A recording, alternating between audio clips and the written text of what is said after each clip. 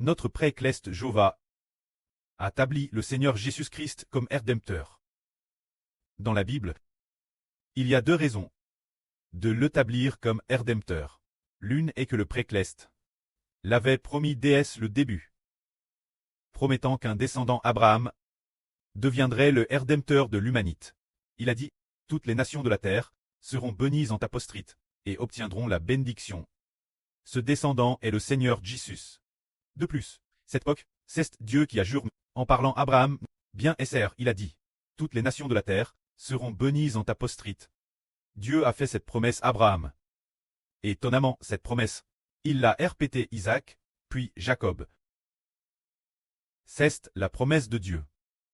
Que toutes les nations de la terre par Abraham, un descendant d'Isaac et de Jacob, seraient bénies. Dans la Bible, le livre de la Genèse crit Abraham, Isaac, Jacob. Se dire qu'il crit l'histoire de ces trois personnes. Pourquoi avoir crit les expériences de vie de ces trois personnes.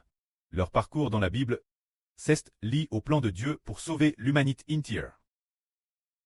Le pré-Cleste Jova veut sauver l'humanité. Et ce travers, le descendant de ces trois antres, Jésus-Christ pour sauver l'humanité. Alors, pourquoi cela? Parce que ces trois ancres ont servi Dieu avec saint cris. Dieu a pris plaisir en eux et leur a accordé un merveilleux salut. Se dire que Dieu a aimé Abraham, Isaac et Jacob. Jova voulait pour toujours traire le Dieu d'Abraham, d'Isaac et de Jacob. Mais Abraham, Isaac et Jacob, chacun n'avait eu que plus de 100 ans, et ils sont tous morts.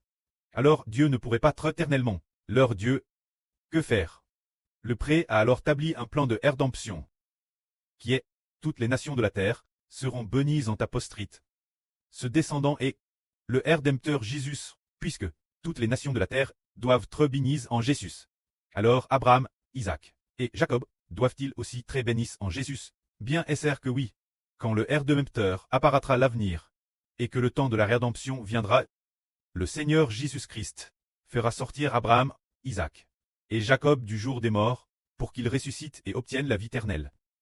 C'est pour cela que le Seigneur Jésus-Christ a été établi comme Rédempteur. C'est la promesse de Dieu. Dès le commencement du monde, Dieu avait déjà promis qu'il y aurait quelqu'un pour traiter le sauveur de l'humanité. Le pré ne veut pas laisser les hommes périr dans le jour des morts. Il ne veut pas que l'homme meure pour toujours. Il désire ardemment sauver les justes, ceux que Dieu aime, et leur accorder la rédemption, les racheter de la mort et du jour des morts, pour leur donner la vie. C'est ainsi que le pré, par sa promesse, nous fait comprendre Jésus est le Rédempteur. Alors il y a encore une chose que Dieu a juré et décerté pour faire du Seigneur Jésus le Rédempteur. Dans les psaumes de David. Car David était lu de Dieu. Dieu a fait comprendre David le plan de Dieu pour racheter l'humanité.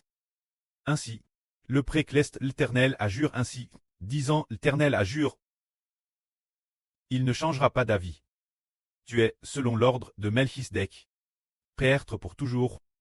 Prêtre signifie grand prêtre ici. Le prêtre ici semble signifier grand prêtre, c'est-à-dire que Dieu a juré et ne changera absolument pas d'avis. Cela ne changera plus. Dieu veut établir Jésus-Christ comme Rédempteur, selon l'ordre de Melchisedec, prêtre pour toujours, c'est-à-dire établir le Seigneur Jésus-Christ comme Rédempteur éternel, pour racheter les hommes, pour leur donner la vie éternelle pour toujours. C'est-à-dire qu'il a déjà jure établi. Alors, la promesse et le serment du pré. Ces deux choses ne peuvent être changer. Le pré-Cleste a déjà établi Jésus-Christ comme Rédempteur de l'humanité. C'est établi par le serment de Dieu. Or, pour prouver ce que Dieu a juré établi, que sa promesse établie ne change pas, le Seigneur Christ est venu au monde comme homme et a été mis mort, et en effet, le troisième jour, il est ressuscité des morts. Après sa résurrection, est-il celui qui sauve vraiment les hommes? Le Seigneur qui donne la vie aux hommes, après sa résurrection. 40 jours plus tard, le Seigneur est monté au ciel, s'est assis la droite du pré.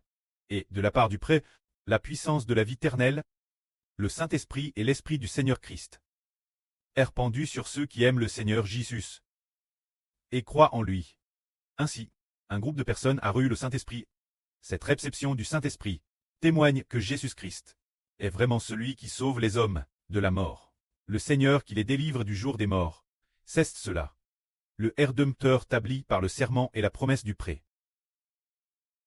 Puisque le prêt a ainsi juré et promis, alors, l'établissement de Jésus-Christ et sa volonté de racheter l'humanité ne changeront jamais. Que la gloire soit au prêt et au Seigneur. Amen.